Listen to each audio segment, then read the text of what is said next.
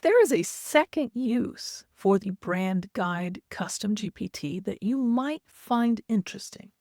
This is for the person that already has a website up. So it's not if you're just starting and have nothing to work with.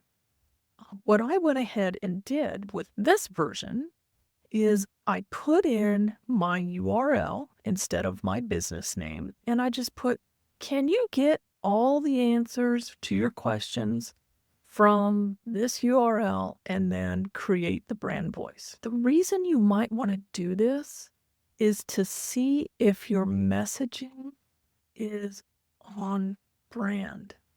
What it's going to do is look at everything that's on the website, and then it's going to answer the questions and pulling just from that information. So you're not typing in anything. If you read this and your messaging doesn't look right, you don't agree with whatever it came up with, that's a clue you need to go and change what's on your website.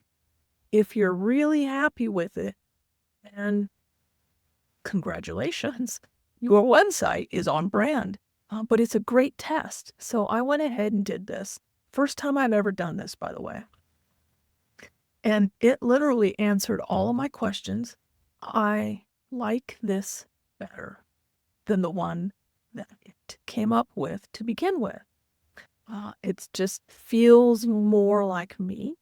Use these tools in ways that best serve you.